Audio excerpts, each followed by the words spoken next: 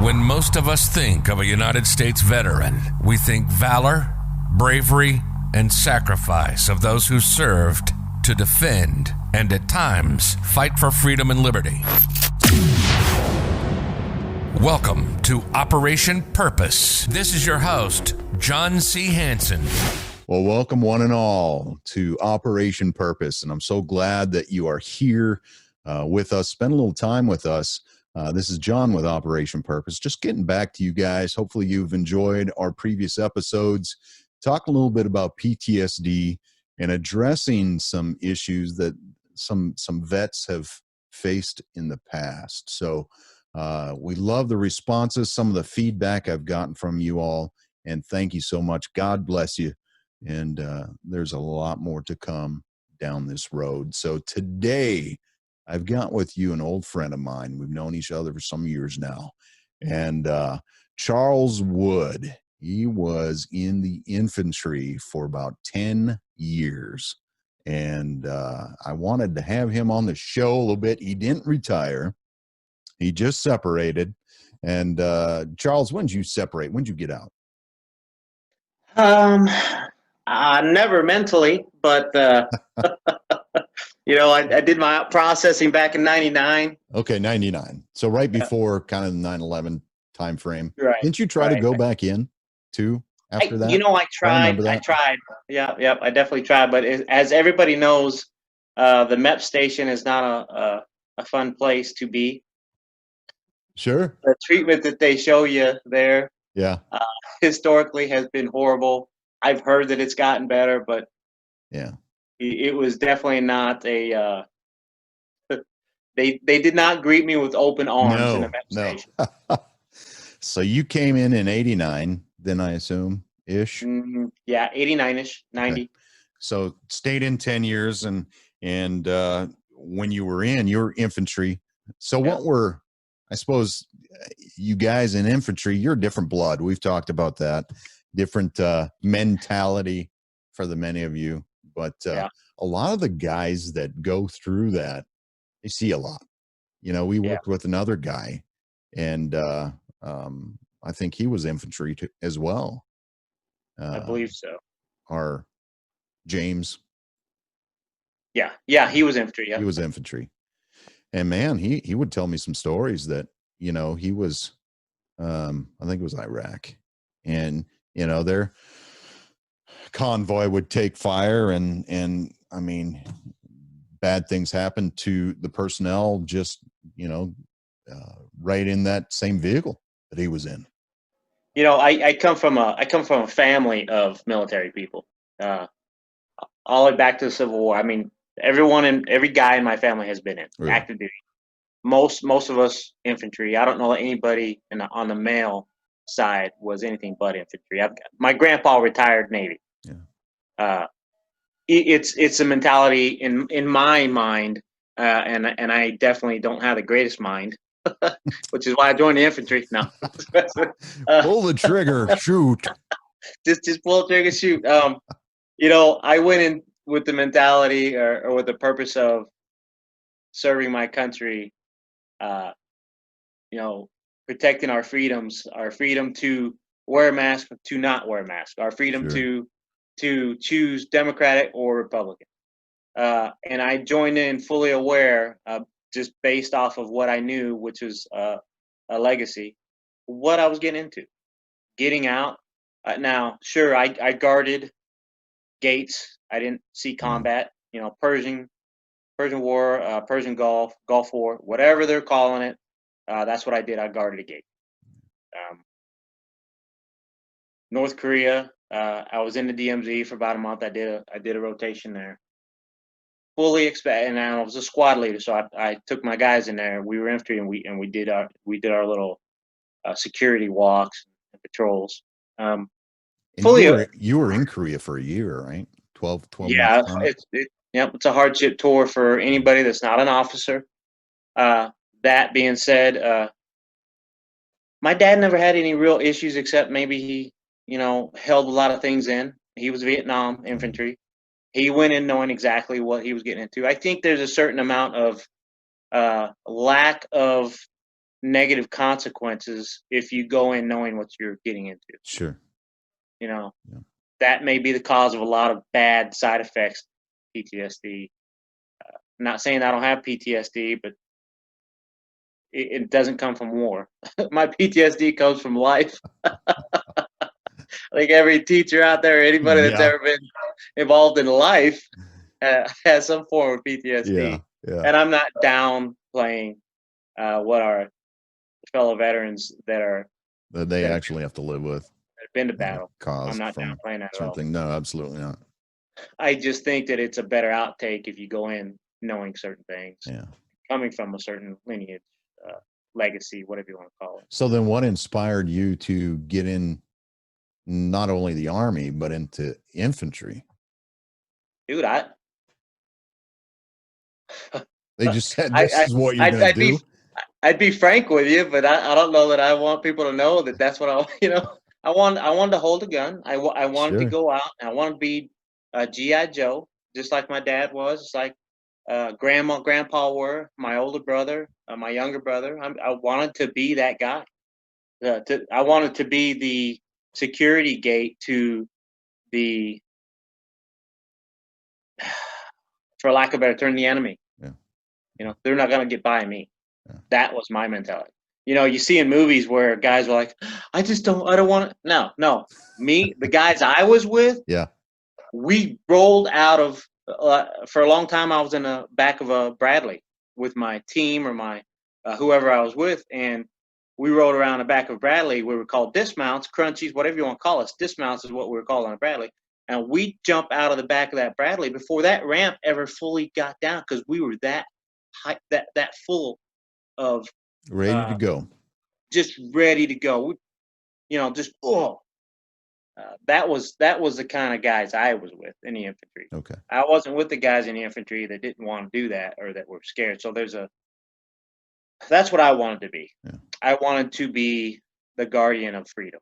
Now, if you came in 89, though, you would have definitely seen Desert Shield, Desert Storm. Right. And did you deploy over during well, that like time? I said, I guarded a gate. Even still, but you deployed. I mean, there were, guys are coming back with breathing problems and just the intake being in that AOR. There was so much wrong with that whole war, Sure. that whole thing. I mean, when the government is pulling out Reserve and National Guard guys that signed up for college tuition and part-time weekend once a month thing, and they're sending these guys to go to the front over there in the desert, something totally wrong about that. Wrong. Yeah. So when all of us guys in Germany, I mean, you got 8th Army in Germany, you got whoever infantry in Germany, and they tell us to stand fast and guard gates. And we find out that they're sending National Guard and Reserve over there to fight in something that we train all the time for, as opposed to one weekend out of the month. And I know about the National Guard and Reserve because I did some time in National Guard and Reserve when I got out, and all you did was sit around for a weekend and wait to go home. Those are the guys that they sent to war, which was total disservice to them and our country. You know what, though? And you probably did if you got out in 99. Come 9/11 and post 9/11, I was not only stationed with, but also deployed with the weekend guys and gals. And I tell you what, the military changed after 9/11. It did. Because it used to be where you didn't entrust the actual mission to Guard or Reserve personnel. Right. I mean, because they would crash something, screw something up, whatever the case may be. And in this, you used to make active duty, used to make fun of the weekend warriors. They call them that for the reason. Yeah. But you saw a night and day shift after 9/11. They were proficient. They experts. They had to be because survival. it was. Yeah. And it was an honor to serve with many of them. Yeah. So If they didn't change over, if they didn't make that change, I'll tell you right now too, John. There was a lot of people getting chaptered out too that sure. wouldn't change. Yeah, You know, that whole process probably ruined a lot of people's lives outside of the military, because now they get chaptered out and they can't. There's certain things in their mind that they can't come to terms with. absolutely. Cannot conceive, yeah, can't put into. yeah. And again, I digress to 20 years ago because it was a different time, different in the medical healthcare arena, the mental healthcare arena. You know, when you were told or recommended to go see mental health, what was your mindset? Right. No way, because it carries a stereotype. Repercussions. Right. Yeah. It wouldn't matter. Oh, you went to see mental health. You're not fit for service, or you're not fit for this position, or to handle, certain types of weapons or vehicles or whatever the case. So, but, it got to a point where people needed to go talk to somebody. Well, I mean, you see it in all kinds of movies and stuff where people get debriefed, and like the PD TV shows where people go through certain homicide investigations and they go through all this PTSD there, and then they have to go see a psych. They do it in the police forces. Why don't they do it in the military? Sure. Talk about things that need to be changed and out processing. Why isn't there more to well, I know when I went through out processing, it was pretty much a joke, and I just couldn't wait to get out of there. Looking back at it, I wish they would have held my hand a little bit in seeking a job. Maybe providing me with options to work with the VA. Absolutely. They'd rather have the problem. My biggest problem with the VA, and I watched Dad go through it, and it's changed a lot since he went through it. The problem that I saw a lot of is you have a lot of non-military working in the VA that are supposed to know what the military veterans need, what our needs, our wants, our issues, our problems are. There's so much that I could say that they don't know. No, they don't. And I'm curious, we're getting VA on here, hopefully next couple weeks, to talk about issues like that. And I think, even though I don't know what it was like then when I retired in 2015, they mandated the Transition Assistance Program, or TAP. That was required for anybody. It didn't matter the rank. Okay. Anybody to get out. So it wasn't that way when I got out, but no, good. You'd have to have your resume typed up, and they'd help you format everything. Certain job sites and doing this whole thing. I'm sure many people may have had jobs lined up, but things happen. I had a job lined up here in Kansas City. It fell through. What do I do now? Well, go work for I wish I had somebody to hold my hand, or send me a site, or send me somewhere or something to say, hey, here's a plethora of options to look at, and here's some points of contacts to call, and that's John, what Operation Purpose, that's what we're getting in line, or we want to get those resources out to the vets. And that's kind of why I brought it up, John, because there's a huge, and here's the thing too, is you got people that have been lucky or have had the foresight to set up certain things to where they're not in the situation of not having a job, or having a hard time finding whatever. There's that small percentage of fortunate veterans. Then there's the veterans that come from old school, or like me. I didn't know that they did that for you, the TAP thing. I didn't know. That's a good thing. I'm glad they did that. A lot of us got guys that got out prior to that didn't even know anything about it. You just said it right now. Yeah, that's a good thing, and that's progress. But I think I think with as many jobs as they have in the VA, it would not be difficult to offer veterans that have been away from the world, as we called it, going back to the world, Right. that have been away from the world, to offer them some kind of part-time or some kind of something just so they could keep tabs on them. Yeah. And they can, not so much holding our hand, not so much babysitting us, but some of us need babysitting. That is true. I mean, Yep, obviously, still. if we're having 60,000 veterans commit suicide in the last 10 years, however many years it's been, I think it's 10 years, 17 years, however, whatever Roughly. their data is from 2005 to 2017, I think is what it is. And I may be wrong. That's give or take a few years. 60,000 veterans have committed suicide. There's a reason, not just because of the hard reasons, the hardline reasons like lonely, depressed, lack of purpose that we talked about earlier. Not just that, but what drives them to that? Well, they can't find a job. Yeah. They feel helpless. Or a job that they feel is not suitable. Right. The helplessness of it all. Yeah. Here you are, a strong soldier. You're proud. You've got pride. You're proud of your country. You're probably your job. a leader, a manager. You were a what? Infantry sergeant. Yeah. Probably how many guys did you look over? Maybe some ladies. It depends. It depends.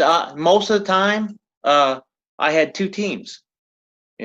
Anywhere between 6 and 9 guys. Okay. For two teams. You could ultimately be put in a position that their lives are on the line. But all the time. You oversee this, and you have this level of responsibility. A higher level of responsibility than most people have, because you're responsible for youngsters' lives. Yeah. And in the infantry, every time you went out to train, their lives were on the line. Sure. Every time.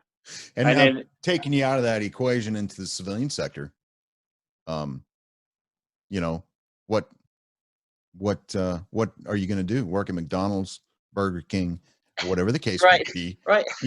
But you go from that level of response, and that's why one of the whys. I've had friends, commanders, people commit suicide because they lack that level of responsibility. And so why not? There's so many. Suicide is preventable for the majority of it. Preventable. For that many of our brothers and sisters to die from self-inflicted, injury is ridiculous. If it is a known, and it has been known since Vietnam, since Korea, since whenever they started keeping tabs on this, ever since we've gone to war, and World War II, Korea, and on a majority level, the dads and the fathers of brothers come home and they're a little messed up inside and they don't seem the same. I mean, it's been known. So how come that's the thing. It's known and it gets kind of pushed off to, well, let's make a plan. And the plan never comes through. It's easy to make a paperwork on it to do some stats and research. That's all I see is research. I mean, my gosh, I have yet to find on the VA website anything as far as stats go, 2018, 2019. Recently. They have an annual report that says 2019, but if you look in that annual report, it's all 2017 and earlier stats. Nothing stats on 2019, let alone 2020, and we're almost done with 20. I mean, you could probably get 6 months worth of. You could probably get 6 months worth of stats out of 2020, and it's probably doubling any other year before that. See, and I think 2020 is an unheard of year. I mean, just the terrible lives that many have lived, and what did we lose? 30 million jobs, something like that. I mean, it was just astronomical. And so all these people, you look at what the new numbers might reflect, and I'm concerned to see that when it comes out. Everybody should be concerned. Yeah, everybody should be. Yet, Absolutely. the only thing everybody's concerned about is this election, which I mean, yeah, we should be. It's an True, election. true. You know, it's a new commander in chief. But that doesn't stop, like Trump said with the new justice. You know, Yeah. his job doesn't stop because of an election. No. Well, neither should caring for the American people, a group of those people, veterans who have a high rate of suicide. It shouldn't stop. You know, there should be forward progress on everything. Yeah. So, Charles, so what do you think you would have liked to have seen now, especially back in '99? You know, what do you think you would have liked to have seen now that you've spread your wings for many years as a civilian? What do you think would have made things easier? You know, we talked a little bit about transition assistance program, and I think really if some available job opportunities arose, you know, would make things better. But do you think that that would help you have been in a better position? I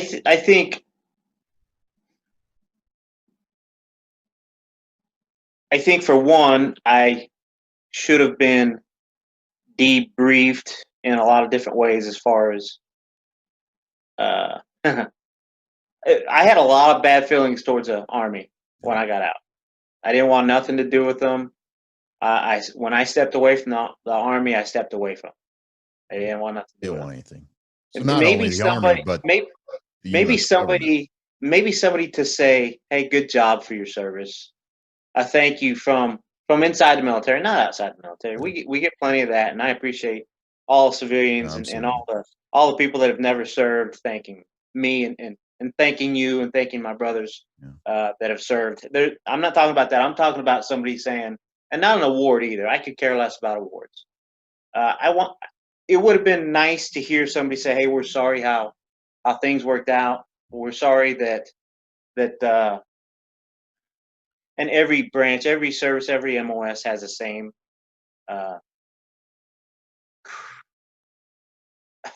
same issue. Yeah. It's not just the infantry, but I would have loved it if somebody would have treated us a little more fairly across the board, all the way across the board, not just. I mean, I don't even know how to tell you, but if somebody would have walked up and said, "Hey, man, here's what we're going to do," that would have done it though. You think that would have? You know, for me, just a handshake and a thanks for everything. For me personally, if I would have had someone in command, high enough command, come to me and say, "We appreciate your service, and I'm sorry that we couldn't do anything to keep you in. You know, you did a great job." I didn't have any issues legal wise. You know, I was a great soldier. I didn't break any rules. I didn't do any of that stuff. We were hellions when I was a private. Yeah, sure. Single and going to Germany. Oh man, a lot of experiences there. Trouble asking for. But I never got any legal trouble. I never got any UCMJ. No UCMJ action. I just think that if somebody higher up in the chain of command would have said, "Hey, you know, spent a little personal time with me to say thank you, and we're sorry that we couldn't," whatever. Sure. That's one step in the right direction. The other parts of it are what they enacted when you got out. The TAP, all that stuff. Why wasn't that in '99 or in '80 or in something better to get you to where you're going to be making a living when you get out? Yeah. Well, you know, you hear the Vietnam vets, and you know they were getting out in the '60s and '70s and even the '80s, and they were almost shunned for their service. Yeah. And, you know what, John? Even the '90s. You know, it's gotten a lot better. Even the '90s, they were getting out in the '90s too. Yeah. I had several first sergeants, several platoon sergeants that all had the horse on their battle shoulder, combat shoulder, Ironside. Yeah. Well, I mean the calf patch, the big horse. These guys, they were hard soldiers. These guys that, man, I want them covering my six when Yeah. I'm headed out there. Good people. Yeah, good, just soldiers. I kind of, so my dad was Vietnam, and I've got my uncle Julian. He was Vietnam, same infantry. He was served in some of the same places my dad did, although they didn't know each other. He's battling diabetes right now from Agent Orange. There's no, Agent Orange isn't just a first generation. It doesn't just affect the person that got hit by it or that was in it. It affects the next generation. It's funny you say that. We just brought that up in our last episode, and I don't even think it's aired yet. Yeah, it was a. And I bet I don't even know the guy you talked to. Did I say that right? Mutagen, whatever. Yeah, it affects whatever it is. And I don't even know the guy that you talked to. But I'm an uneducated person. I don't have a degree. That's the other thing in the infantry that they don't help you with. Every other personal development. Yeah.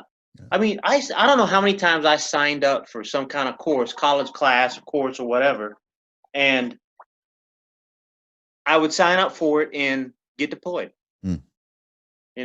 Okay. It was impossible for me to get any kind of education. Sure. And if anybody needed an education to get further in life when they got out of the military, it would be combat arms. Yeah. Because we're not qualified to do anything outside the military. And I know a lot of people will say, "Oh, you could have joined the police force. You could have," I tried. Really? I did great on the physical. I did great on their little amateur obstacle course, which was nothing. I mean, come on. You tried though. You tried to. I did all that. I passed everything great. Okay. What do you have to train an infantry guy in a police force? All you got to train him in is paperwork. The technicalities. Everything else we know. We've lived it. We've done it. Did I get hired?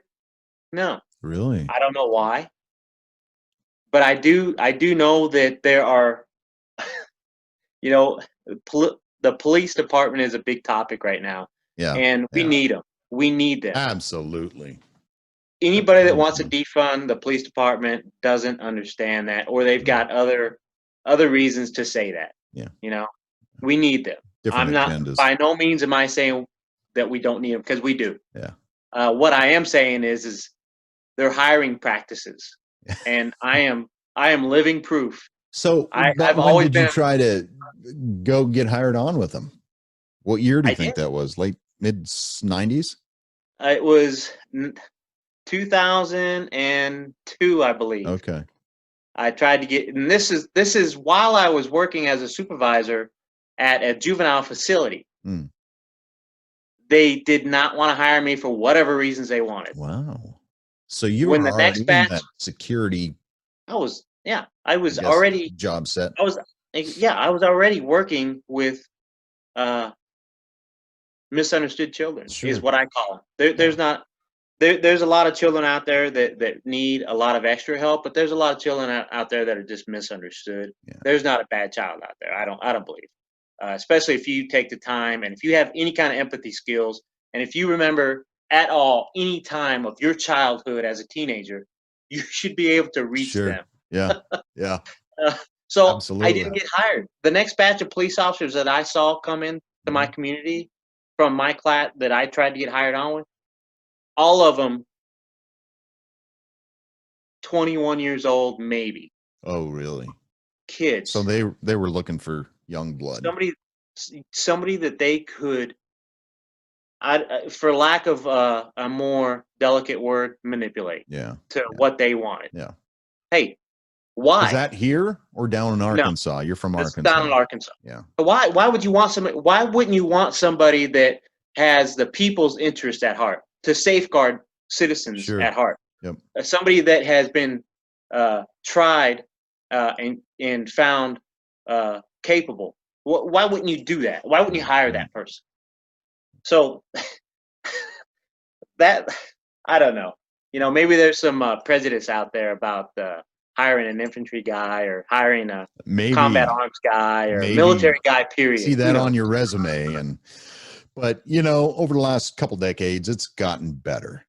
It's gotten better. There are organizations that bring on vets. I just need to find them. We need to find it. If we have any listeners out there that are aware, shoot me a line on operationpurpose.org or on Facebook.com.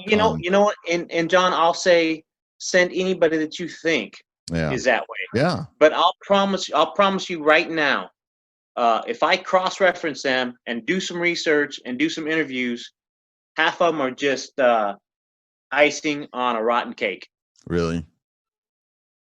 But dude, John, veterans, it's kind of like adding a multiplier to your company. Hey, we hire veterans. Yeah. Hey, we take care of veterans. Oh, I got you. Hey, In that aspect. Yeah. It's just fluff. Fluff. Exactly. It's all fluff. My brother, my older brother and I have always asked the question from St. Elmo's Fire. I understand the fluff, but what's what is it? Fluff and fold, my friend. Fluff and fold. And they always say, I understand the fold, but what's a fluff? What's the fluff? Yeah. Fluff is what I write in the paper. So that's what that brings back up, and it's exactly the same thing. It is. It's fluff.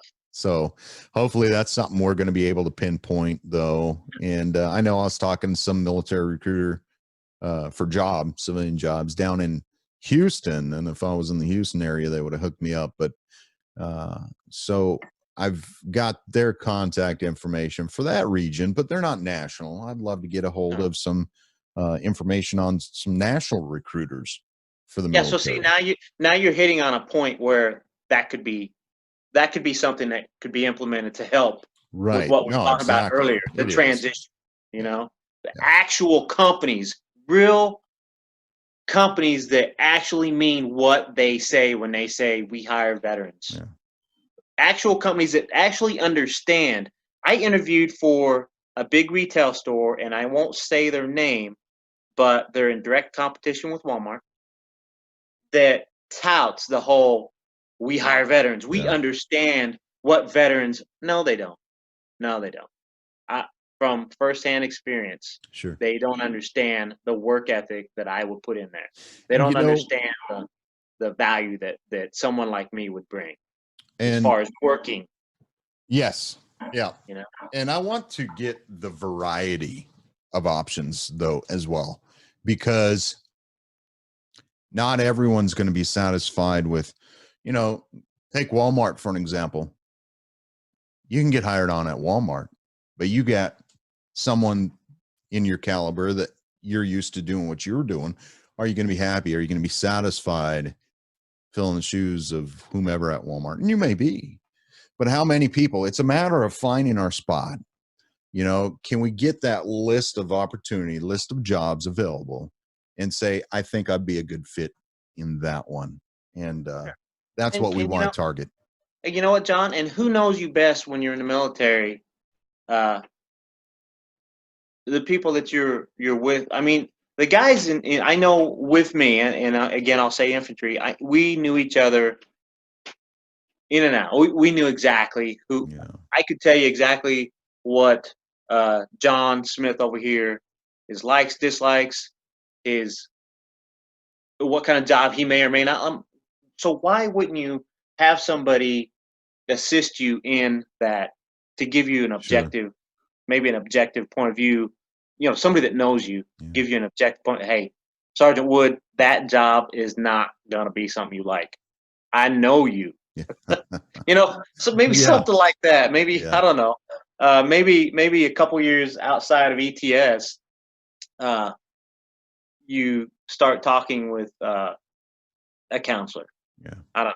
And a counselor within a couple years or maybe within a year. I know that there's time limits that because we're always being deployed. Right. Well, there's nothing says they can't travel with you, or nothing says that they can't do your counseling session via Zoom or whatever. Yeah. That way they get to know you. They they ask you, somebody that's personable. Say somebody, even they don't even have to know you, just somebody that's attached to you via you're gonna be ETS, and so Sure. we need to evaluate your personality. We're not gonna do it by test. We're just gonna talk to you at a minimum once a week, or once a month, whatever it may be. Just set something up to where that can happen, and then when it is time for you to transition, you can go to that counselor whose job it is to help you transition, and they've already got a list of job sites and jobs listed where you're going to For you be to pick ETS from. at, and they've already done a little bit of research. Oh, God forbid they do any kind of work behind their desk. I'm giving desk guys a hard time. They help the military run They too. do. I'm just that's what we do in the Yeah, military. Give everybody a love hard time. But then when you get to transition and you start looking at jobs, they can sit there and look at it and say, "Hey, Charlie, hey, Sergeant Wood, hey, I already got you. I've got you a list of things that you might be interested. I've checked out a few of them. I've even called a few of the recruiters. Mm. They do hire veterans because they understand that your work ethic is higher than average. Yeah. They understand that you're not going to take on a job that you don't finish. I mean, that's what you do in the military. That's Hey, it. Sergeant Wood, we need you to set up a security screen up in this part of the, whatever. Dude, they knew I would do it without question. And then I report back to them and say, hey, we're set. Right. Yeah. That's the kind of person you're getting to work for you. Yeah. So this counselor calls a couple of these guys, does his job that he's getting paid for, makes calls. By the time I'm ETSing and I'm going through my out processing, and then I go to my I don't know what they call it. You said TAP. Yeah. During that whole process, you're doing your resume. You do your resume.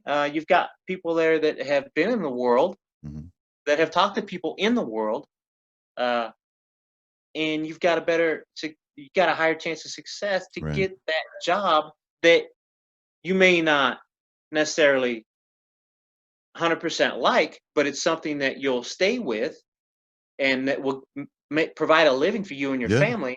Yeah. Until you do find that job which is rare nowadays, that you just love. Right. Yeah. For me, I was lucky. I had 90 days leave accrued, and I spent a lot of it looking for a job, and I found one at the juvenile facility, and it wasn't like a job for me. I loved it. The problem is I started seeing the politics in it, and I started seeing the money issue. Why should there be a money issue when you're helping kids? There shouldn't be. There should be an endless supply of money to help these kids. But I started seeing that, and that's why I eventually left. A job that to me was not a job. It was awesome. Man.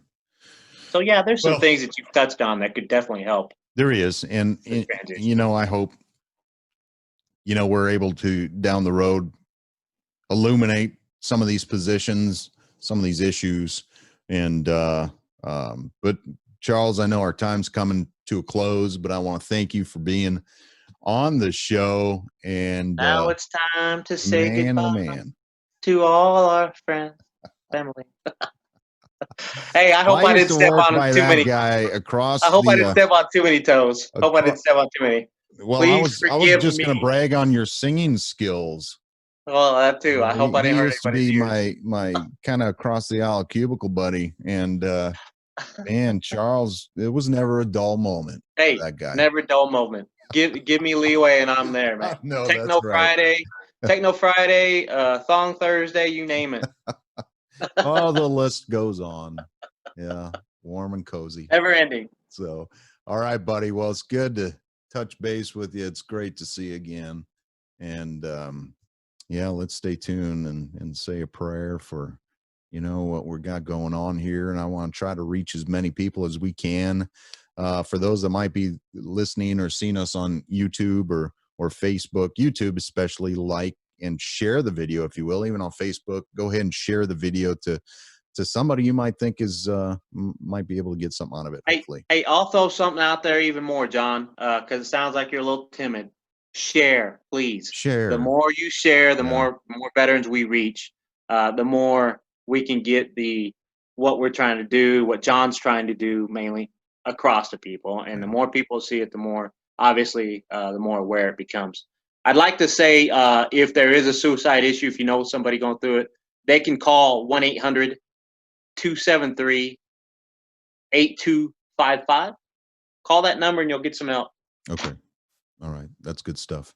And this is the type of stuff we want to get out on the internet. In fact, if you go to operationpurpose.org, it still says coming soon. Spoke with my site manager today, so hopefully they're getting that up and running here really, really soon. Here, I would hope by the end of today, but I think wishful thinking. By the time this airs, though, if it's not up and running, we got some words to talk to some folks. But I say we fire your tech people and do it ourselves. I bet I can put a hammer to the website and make it work a little bit better. Yeah, well, you might be able to. Butt stroke series to the head. Look. Yeah. So, all right, hey, Charles Wood, great to see you, brother. And we'll be in touch. You've been listening to Operation Purpose with John C. Hansen. Thank you for listening to the show. We hope you've gotten some useful information, and we're proud to have you as a member of the family. Till next time, reach out to us on social media. This is Operation Purpose, signing off.